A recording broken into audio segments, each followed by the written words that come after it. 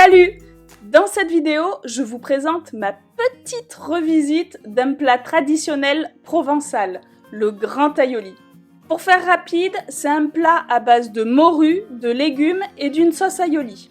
Et c'est une recette d'une grande simplicité, mais elle est tellement délicieuse que ce serait vilain de ne pas en parler.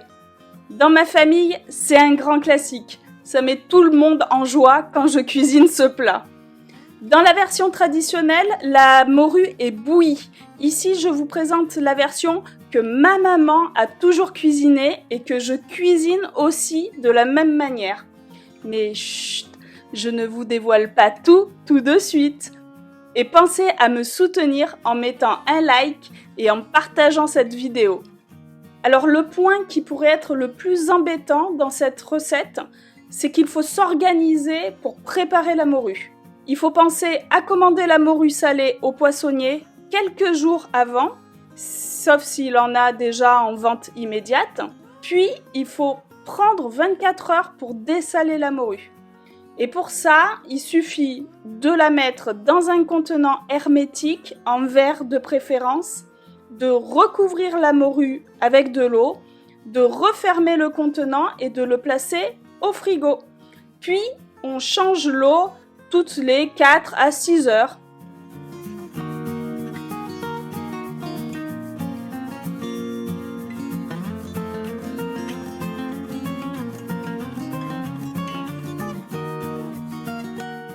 Et 24 heures plus tard, je laisse égoutter la morue et je commence par éplucher, couper et laver les légumes que j'ai choisis.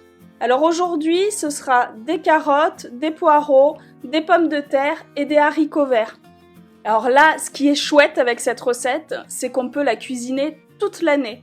Il suffit d'adapter les légumes de la saison en cours. Et si vous voulez ajouter un légume qui n'est pas de saison, vous pouvez vous rabattre sur du surgelé. C'est ce que j'ai fait ici avec les haricots verts. Suivant les saisons, vous pouvez utiliser du fenouil, de l'artichaut, des courgettes, du chou-fleur, du brocoli, etc., etc. À vous de choisir vos légumes préférés.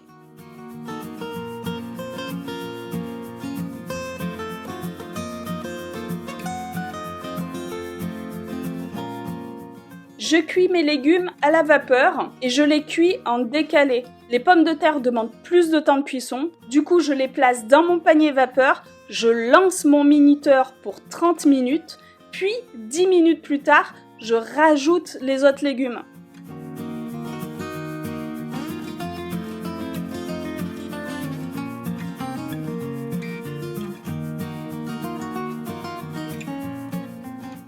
Et comme toujours, quand j'ai une cuisson vapeur, j'en profite pour cuire aussi mes œufs à la vapeur pour en faire des œufs durs. Ça m'évite de sortir une casserole pour les cuire. Pour les œufs, je les rajoute 15 minutes avant la fin de la cuisson. Et pensez à tester la tendreté de vos légumes en fin de cuisson en y plantant la pointe d'un couteau. N'hésitez pas à prolonger la cuisson pour que vos légumes soient cuits à votre convenance.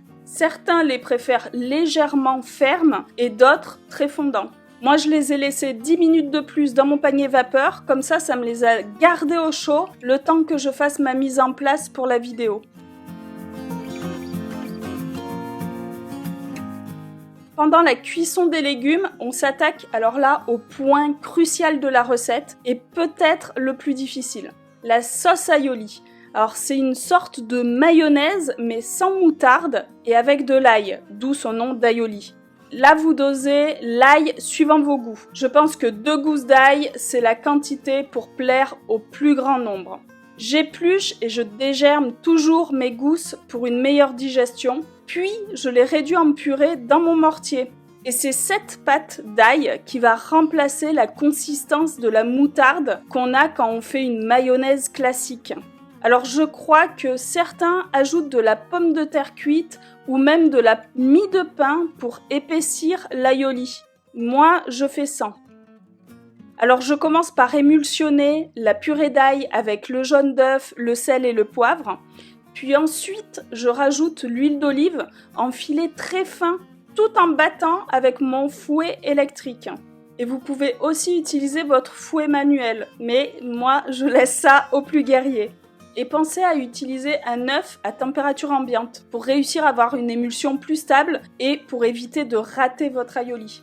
Une fois monté, vous n'avez qu'à réserver votre aioli au frigo. Et vous pouvez aussi préparer votre aioli quelques heures en avance si vous la préférez plus froide ou si vous avez peur de la rater et que vous avez peur d'être un peu charrette au moment de servir.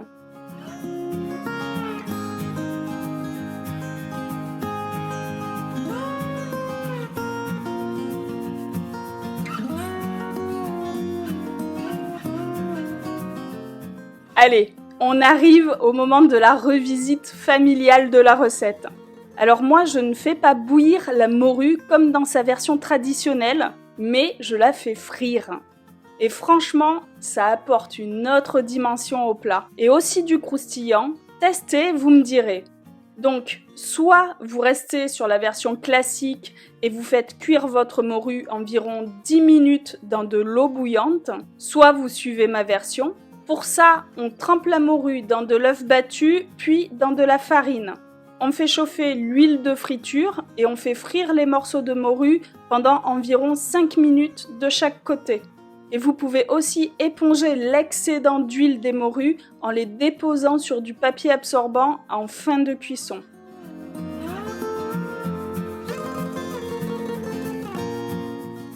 Côté conservation, le grand aioli se conserve dans une boîte hermétique en verre pendant 3 à 4 jours maximum au frigo. Et si vous avez une fine couche d'huile qui se forme à la surface de la sauce aioli, c'est normal.